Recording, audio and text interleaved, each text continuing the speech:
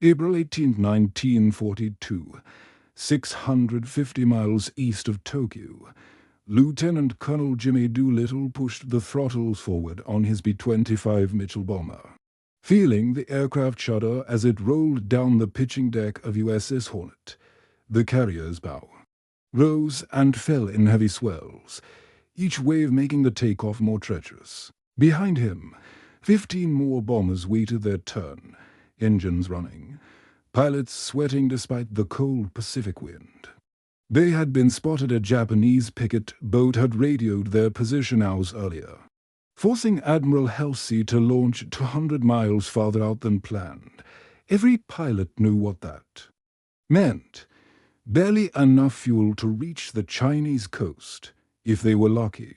No margin for error, no backup plan, probably no way home. But Doolittle's wheels left the deck at 08:20 hours, and one by one, the other bombers followed, clawing for altitude as Hornet turned away at full speed, racing back toward Pearl Harbor 6 hours later. Air raid sirens wailed across Tokyo for the first time in the war. Doolittle's lead bomber screamed in at rooftop level, releasing its payload over an industrial district. Behind him, the other bombers hit Yokohama, Nagoya, Kobe, and more Tokyo targets. The explosions were small incendiary clusters and 500-pound demolition bombs that killed approximately 80 people and damaged a handful of factories, an aircraft plant, an old depot. In military terms, the raid accomplished almost nothing. Japan's war machine continued without pause, but in the Imperial Palace, Emperor Hirohito was demanding answers from his military chiefs. His usually calm demeanor shattered by the inconceivable reality that American bombers had appeared over the sacred home islands. How had enemy aircraft penetrated Japan's defensive perimeter? Where had they come from? Admiral Yamamoto knew the answer immediately when the reports reached Combined Fleet Headquarters. The Americans had launched long-range Army bombers from aircraft carriers, a tactic no one had considered possible. If they could do it once, they would do it again. The psychological impact was seismic. For 5 months, Japan had been invincible, conquering everything from Burma to the Central Pacific. Tokyo citizens had watched newsreels of victory after victory, never imagining that war could touch their own streets. Now air raid shelters were being dug, blackout drills instituted, and frightened civilians were asking questions the government couldn't answer. Yamamoto understood what the politicians in Tokyo did not. This raid was not the final desperate gasp of a defeated enemy. It was proof that American resolve was strengthening, not breaking. The Doolittle Raiders had done more than drop bombs on Japanese soil. They had shattered the myth of invulnerability that protected the home islands. They had proven that American aircraft carriers could strike anywhere, anytime, forcing Japan to divert fighters and resources to homeland defense. Most critically, they had backed Yamamoto into a corner. He had warned Prince Konoe and other leaders that Japan had perhaps 18 months to win the war before American industrial power turned the tide. Now that timeline was accelerating. Within days of the raid, Yamamoto was at his chart table aboard Yamato, drafting plans for the Midway operation, the only way to prevent further strikes on Japan, he concluded, was the complete destruction of America's carrier fleet. He would draw them out with an attack on Midway Island, ambush them with overwhelming force, and sink every flat-top the U.S. Navy possessed.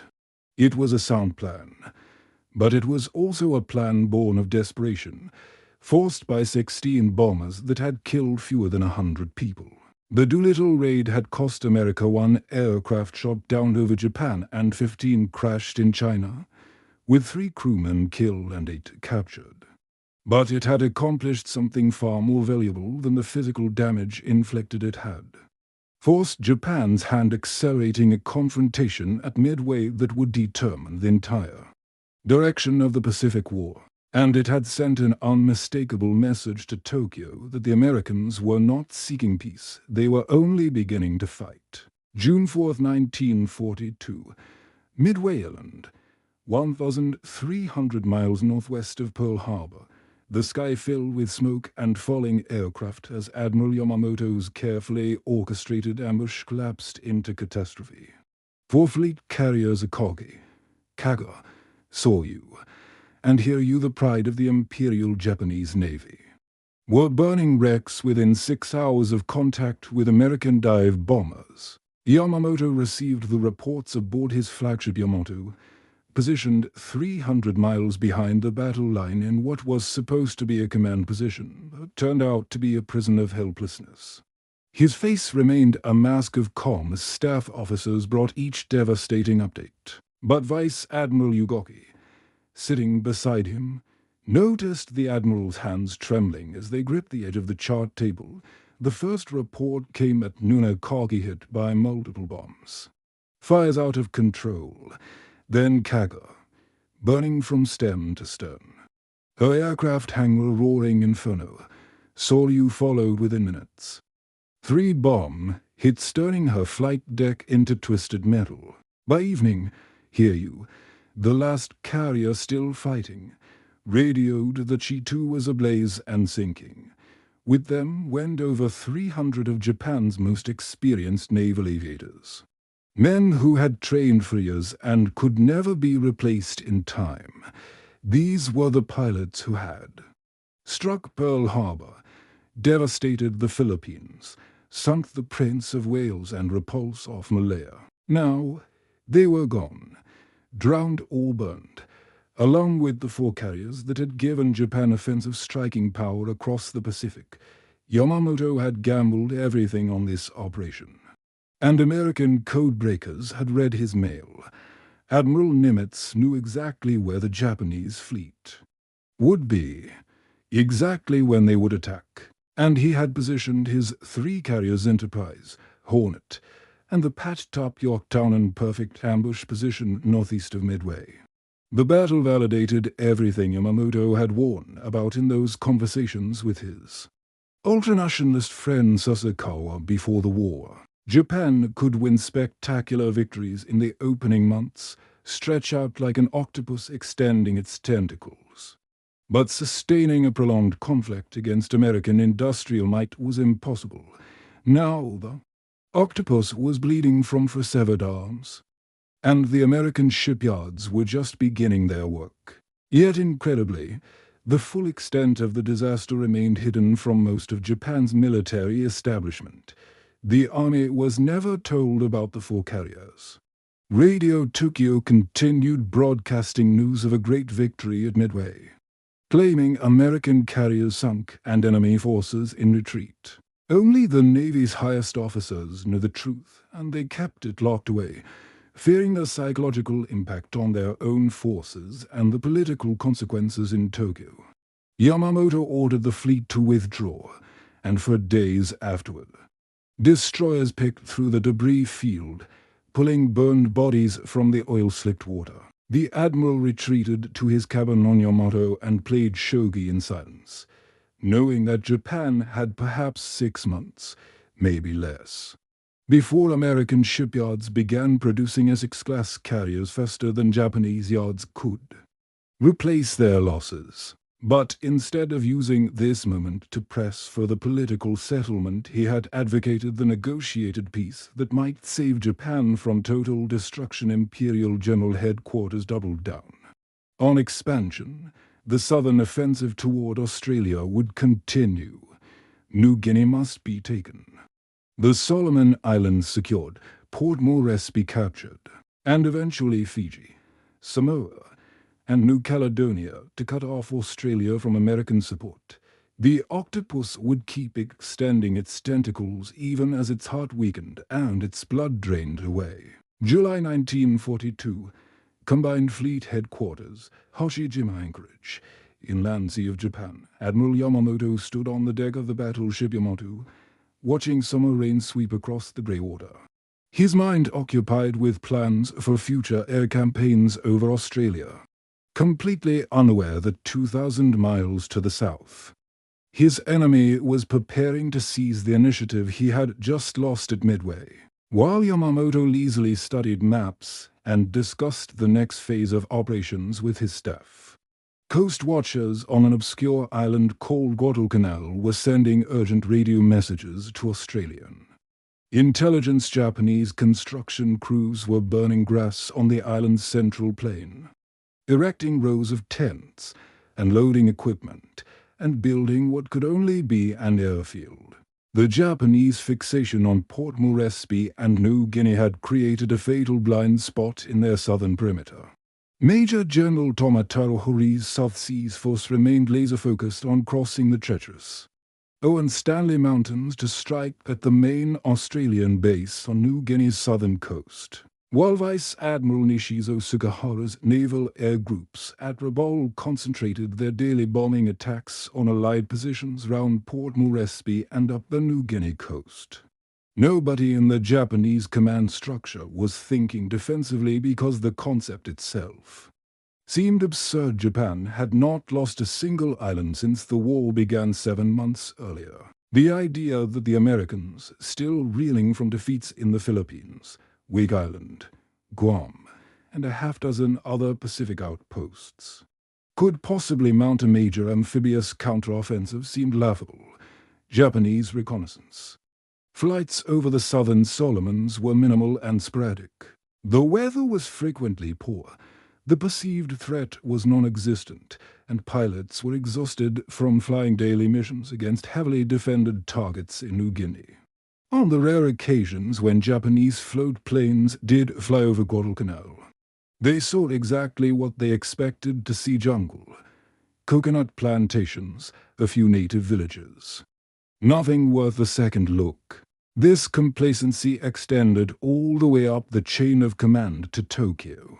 Imperial General Headquarters was already printing maps showing the administrative boundaries of occupied Australia and New Zealand, and debating which army divisions would garrison Melbourne and Sydney, discussing how to manage the white populations of countries they had not yet invaded, let alone conquered. The 11th and 13th Construction Units, Japanese equivalents of American Seabees, arrived at Guadalcanal on July 4, 1942, exactly as scheduled, and immediately began work on the airfield at Lunda Point. Within 3 weeks, they had completed a serviceable runway, 3,778 feet long and 237 feet wide, adequate for fighters and medium bombers. The Japanese command labeled it simply as a forward refueling station, a minor facility where bombers heading south to strike Australia could top off their tanks. Nothing more strategically significant than dozens of other small bases scattered across their newly conquered empire. But in the basement of the administration building at Pearl Harbor, American codebreakers had read every Japanese naval message about the airfield's construction. Commander Joseph Rochefort's radio intelligence unit, the same group that had broken enough of the Japanese naval code to predict the Midway attack, knew the airfield's exact location, its dimensions, its completion schedule, even the unit designations of the labor battalions building it. Admiral Nimitz studied the intelligence reports and immediately grasped the strategic danger. Once that airfield became operational, Japanese bombers could strike shipping lanes to Australia, interdict reinforcement convoys, and effectively cut off the entire South Pacific. On July 10th, he sent Admiral Robert Gormley, commander of the South Pacific Force, his operation orders in clear, unambiguous language: land the 1st Marine Division on Guadalcanal and seize that airfield before the first Japanese bombers arrive. July 26, 1942, USS Saratoga, anchored in the calm waters of Koro Island, Fiji. The flag officers and senior commanders of the Guadalcanal invasion force gathered in the carrier's wardroom for what should have been a final coordination meeting, but instead became a preview of disaster. Admiral Frank Jack Fletcher, tactical commander of the operation, sat at the head of the table. and opened the conference with words that sucked the air from the room. "Gentlemen, I will support your landings for 48 hours. No more." Silence fell across the cabin. Admiral Richmond Kelly Turner, commander of the amphibious force, felt his jaw tighten. Major General Alexander Vandergrift, whose 19,000 Marines would be going ashore, stared at Fletcher in disbelief. Staff officers from Admiral Gormley's South Pacific Command exchanged glances, and sure if they had heard correctly. Today's, the invasion plan called for at least a week to unload supplies, establish the beachhead, secure the airfield, and bring the island under control. Turner had calculated that it would take 5 days minimum just to get the combat cargo off the transports, and that assumed perfect weather and no enemy interference. Now Fletcher was announcing that he would withdraw his 3 aircraft carriers Saratoga, Enterprise, and Wasp along with their escorting battleships, cruisers, destroyers, leaving the Marines and the transport ships completely defenseless after just 48 hours. Turner, who had been Admiral King's Chief War Plans Officer before taking this assignment and understood global strategy better than anyone else in that room, could not contain his frustration. This was worse than cautious. He said it was defeatist. The decision to invade Guadalcanal had been made at the highest levels of command, approved by President Roosevelt himself after intense debate between the Army and Navy. Their job now was to execute those orders with maximum aggression, not to sabotage the operation before the first shot was fired. But Fletcher was immovable, and his reasoning had a certain logic, even if his timing was catastrophic. He had commanded the carrier task force at Coral Sea in May and watched USS Lexington explode and sink after Japanese torpedo bombers found her. He had been in tactical command at Midway in June, where his flagship Yorktown took bomb and torpedo hits and eventually went down. Now, he commanded the only 3 operational American carriers in the entire Pacific theater. If he lost them at Guadalcanal, Japan would have unchallenged carrier superiority for 6 months, maybe a year. Until the new Essex-class carriers came out of American shipyards, the entire Pacific would be open to Japanese conquest. Hawaii, Australia, perhaps even the West Coast. Fletcher's caution was understandable, perhaps even justified from a purely naval perspective. But announcing a 48-hour abandonment deadline to the very troops who would be stranded ashore revealed some even darker than prudent risk management. It showed a commander who had already accepted failure, who was planning his retreat before the battle began, who valued his ships more than the mission or the men who would be left behind. Admiral Ernest King back in Washington had questioned Fletcher's fighting spirit after Coral Sea, concerned that the Admiral was too quick to disengage, too focused on preserving his force rather than destroying the enemy. Nimitz, a gentler soul than King, had given Fletcher a confidence-building pep talk before Midway, assuring him that he had the full support of Pacific Fleet headquarters. Midway had gone well, largely because Nimitz's intelligence had set up the ambush and Fletcher simply had to let his air groups do their job. But now, on the eve of America's first major offensive operation of the war, Fletcher was telling a room full of Marines that they would be abandoned on a hostile island with 0 Japanese troops at Rabaul just 650 miles away, with air bases full of bombers and 0 fighters with the Imperial Navy's heavy cruisers and destroyers prowling the sounding waters. Vandergrift said nothing during the exchange, but those who knew him saw his jaw muscles working, his hands gripping the edge of the table. His Marines would be going ashore knowing that their naval support had an expiration date, that the ships which brought them would be sailing away while they were still unloading ammunition and rations. On the beach, August 7, 1942, 0613 hours, Sea Lark Channel, north of Guadalcanal. The sky was just beginning to lighten when the first shell from American cruisers screamed overhead and crashed into the jungle hollow.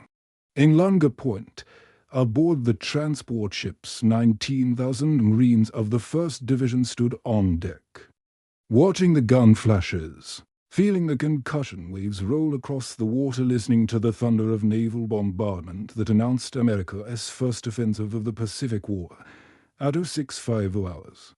Carrier aircraft from Enterprise, Saratoga, and Wasp roared overhead in waves, their bombs and machine gun fire tearing into the Japanese installations round the airfield.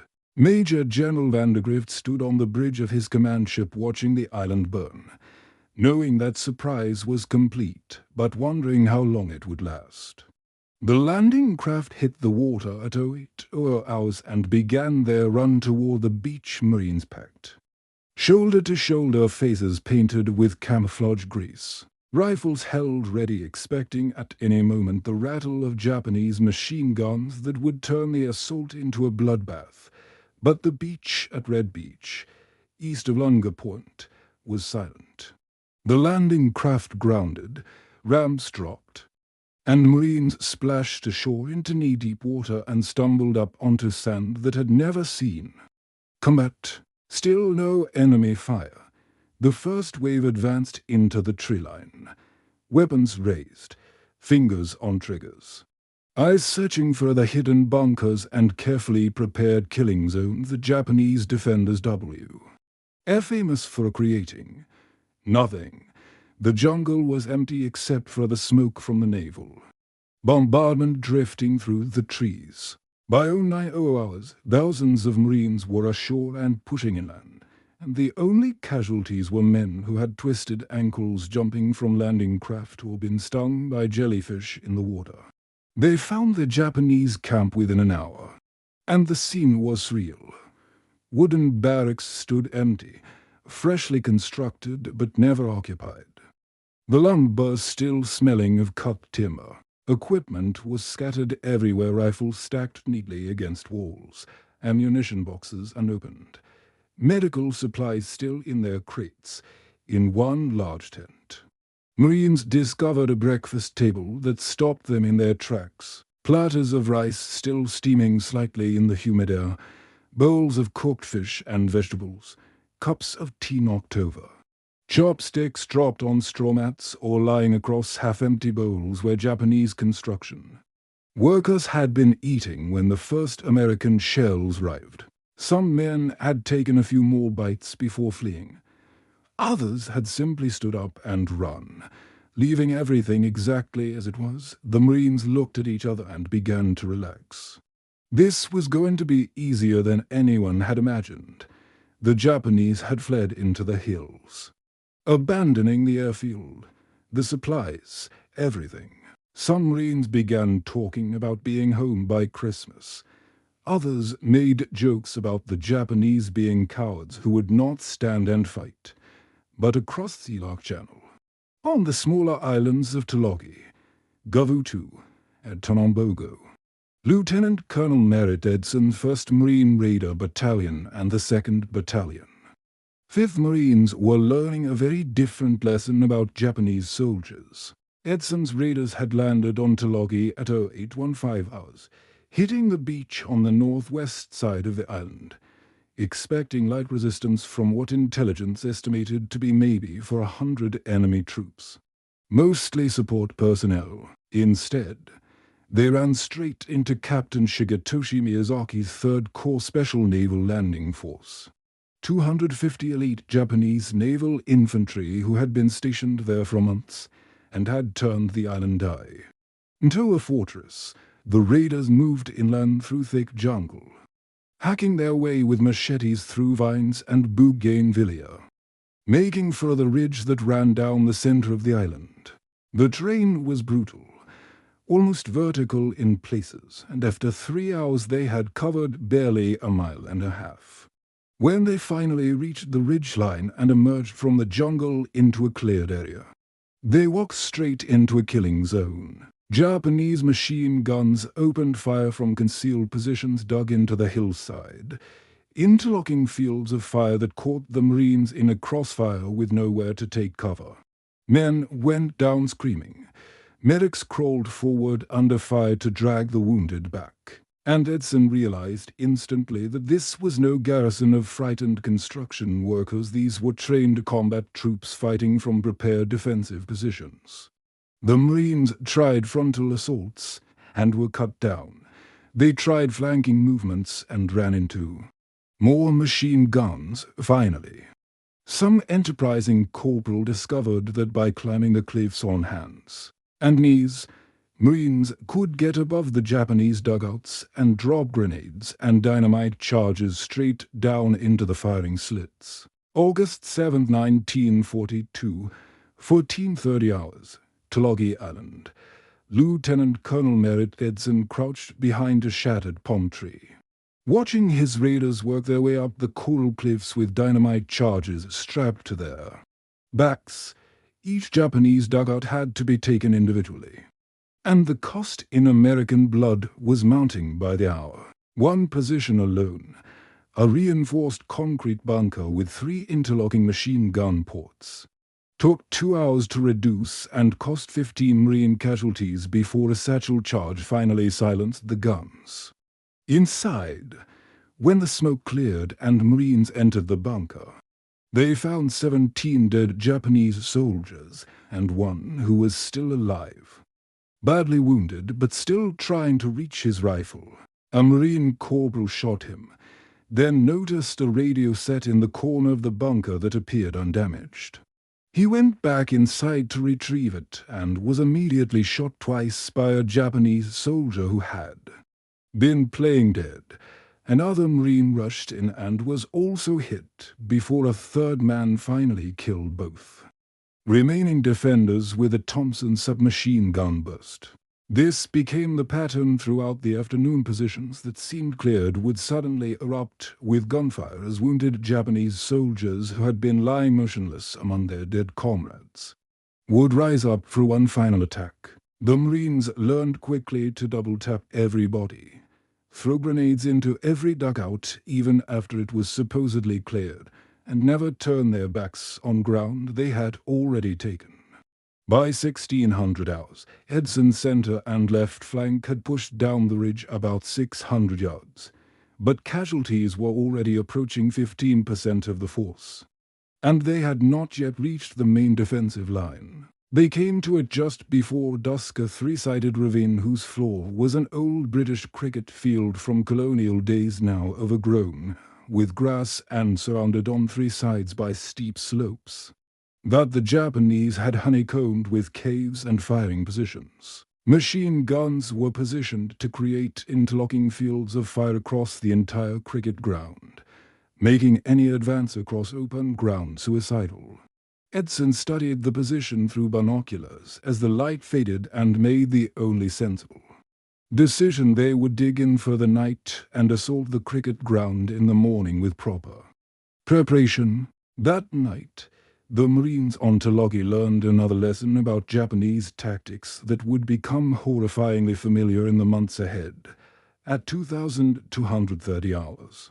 After the Marine perimeter had gone quiet and men were catching what sleep they could in their foxholes, the Japanese launched a banzai charge. They came screaming out of the darkness, some carrying rifles with fixed bayonets, others with only swords or bamboo spears, a few with nothing but grenades clutched in both hands. They broke through the line between 2 Marine companies, overran 7 old positions, and surrounded an entire platoon that had to fight hand-to-hand in pitch darkness, using rifle butts, knives, entrenching tools, anything they could grab.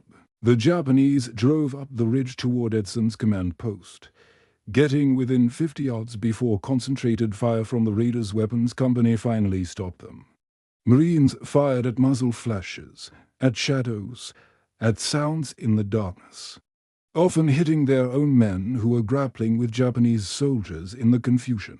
When dawn finally came and the surviving Japanese withdrew back to their positions, 1 Marine company had lost half its non-commissioned officers, and the aid station was overwhelmed with wounded. across the channel on Gavutu and Tanambogo, to small islands connected by a causeway. The fighting was even more vicious. These islands were dominated by low hills barely 150 feet high, but that elevation was enough to give the Japanese a commanding position over the beaches where the Marines had to land. The 1st Marine Parachute Battalion and hit Gavutu at 1200 hours after a naval bombardment that was supposed to have neutralized the defenses, but had merely driven the Japanese deeper into their caves. As the landing craft approached the small concrete pier that served as the main dock, Japanese machine guns opened fire from positions carved into the hillside, and Marines began falling before they even reached shore. The first tank ashore made it about 20 yards before Japanese soldiers swarmed it, jamming crowbars under the treads to immobilize it, throwing grenades at the vision slits, trying to pour gasoline through the hatches to burn the crew alive. August 7, 1942, 18:25 hours, 560 miles northwest of Guadalcanal.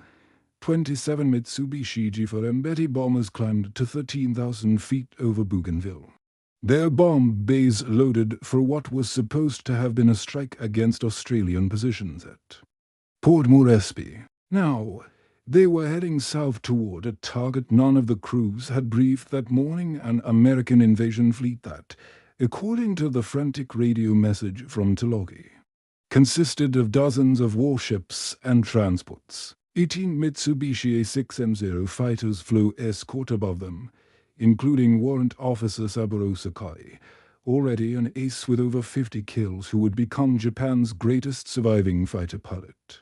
The formation droned south through scattered clouds, pilots scanning the horizon for the enemy fleet they knew would be protected by American carrier aircraft. At Rabaul, Admiral Yamamoto's 25th Air Flotilla had reacted with remarkable speed to the invasion news. Within 90 minutes of the first report from Tulagi, bombers were being rearmed, fighters were being fueled, and crews were being briefed on the new mission. But the haste created problems. The Bettys carried bombs instead of the torpedoes that would have been far more effective against ships, and the 650-mile flight to Guadalcanal was at the extreme limit of the Zero's range, meaning the fighters would have perhaps 10 minutes over the target before having to turn back. At 13:15 hours, for Grumman F Wildcat fighters from USS Enterprise, flying combat air patrol at 18,000 feet, spotted the Japanese formation far below them. Lieutenant Commander James flatly immediately radioed the contact report to the fleet and rolled into attack, his 3 wingmen following. The FRFs came screaming down out of the sun, and Lieutenant Vincent Der Pikes lined up his gun sight on a Betty bomber and squeezed the trigger. His 50 caliber machine guns hammered for 3 seconds, tracers walking across the bomber's fuselage, and the Betty began trailing smoke from its right engine. 4 more Bettys showed damage from the first pass, but then the Zeros reacted, and suddenly the sky was full of turning, diving, firing aircraft. The Japanese fighters came at the Americans in their standard 2-plane elements, never letting their wingmen get separated. Attacking from the starboard quarter, where American pilots had limited visibility, 3 FRFs were shot down in rapid succession, pilots killed before they could even radio that they were hit. Lieutenant DePay's Wildcat took 20mm cannon hits in the engine and wing, and he barely made it back to Enterprise for an emergency landing. The remaining Enterprise fighters ducked into clouds to evade, having learned in seconds what Pacific Fleet intelligence had been warning for months. The Zero was faster, more maneuverable, and had a better rate of climb than the FRF Wildcat in a turning dogfight. The Japanese fighter would win almost every time, but other American fighters were already climbing to intercept. Lieutenant Commander John Crommelin led 6 FRFs from Enterprise up through 15,000 feet and found the Japanese bombers approaching Sila K-Channel. The Wildcats ignored the Zeros and went straight for the Bettys, and machinist Donald Runyon managed to get into perfect position behind one bomber. Firing a long burst that set the Betty's fuel tanks ablaze, the bomber exploded in midair. Pieces tumbling into the sea. Runyon pulled up, found another target, fired again, and sent a second Betty spinning down, trailing fire. His wingman got a third, but then the Zeros arrived, and the Americans scattered, diving for the safety of their ship's anti-aircraft fire, aboard HMAS Canberra, the Australian cruiser steaming with the invasion fleet. The bosun's mate had piped an announcement over the ship's loudspeakers at 1100 hours. The ship will be attacked at noon by 24 torpedo bombers. All hands will pipe to dinner at 1100. The Australians had learned from hard experience in the Mediterranean what it meant when coast watchers reported enemy bombers inbound. At noon precisely, the Japanese arrived, and the sky erupted with anti-aircraft fire. Every ship in the channel opened up simultaneously. -1-inch guns, 40mm Bofors, 20mm Oerlikons, even 50 caliber machine guns, throwing up a wall of steel and explosives that the Betty bombers had to fly through to reach their targets. August 8, 1942, 0200 hours, St. George's Channel, between New Britain and No Island. Vice Admiral Mikawa stood on the bridge of heavy cruiser Chikai, watching the dark water part before his ship's bow as his hastily assembled strike force raced south at 26 knots toward Guadalcanal. Behind Chikai came far more heavy cruisers Aoba, Koko, Kinugasa, and Furutoka, plus the light cruisers Tenryu and Yubari, and the destroyer Unagi. 8 warships against what intelligence reported as dozens of American transports, cargo vessels, destroyers, cruisers, and somewhere over the horizon, aircraft carriers. But Mikawa had one critical advantage that negated all the American numerical superiority darkness. The Imperial Japanese Navy had spent years training for night combat, practicing until crews could load torpedoes, train guns, and coordinate attacks in pitch blackness without using searchlights that would give away their positions. American doctrine, by contrast, avoided night surface actions entirely, considering them too chaotic and dangerous to control. Mikawa knew this, and he intended to exploit it ruthlessly. His plan was brutally simple: race down what the Americans were already calling the slot, that corridor of water between the Solomon Islands chains rive off Guadalcanal after midnight, when American crews would be at their least alert. Smash through the screening forces, torpedo and shell the transports crowded in Silog Channel, and escape back up the slot before American carrier aircraft could catch him at dawn. It was a desperate gamble, the kind of attack that could lose the war in a single night if those American carriers found his force. But if he succeeded, he would destroy the invasion fleet and leave 19,000 Marines stranded without supplies or reinforcements. The Japanese strike force had departed Rabaul at 1400 hours on August 7th, just hours after the invasion began. Mikawa had deliberately reduced speed during the afternoon to ensure he would not arrive at Guadalcanal until well after dark. At 10:26 hours on August 7th, an Australian Hudson bomber from No. 6 Squadron, Royal Australian Air Force, had spotted Mikawa's force near Bougainville and radioed a contact report: 1 heavy cruiser, 2 light cruisers, and 3 destroyers heading southeast. The pilot, Flight Officer William Stutt, circled the Japanese ships for several minutes, noting their course and speed, then headed back to base. His report went to General MacArthur's headquarters in Brisbane, but somehow, in the confusion of multiple command structures and communication channels, the information never reached Admiral Turner's invasion fleet in time to matter.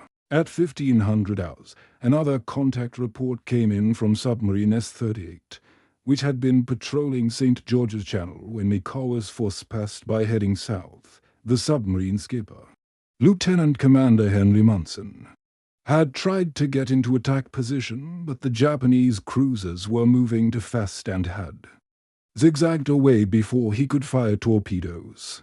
He surfaced after they passed and radioed their position, course, and speed to Brisbane again. The message went into the Allied communication system and disappeared into the bureaucratic maze of Split. Commands, with MacArthur's Southwest Pacific headquarters controlling the submarines and aircraft, while Admiral Gormley's South Pacific Command controlled the ships at Guadalcanal. By the time anyone thought to forward the submarine contact report to Turner, it was already obsolete.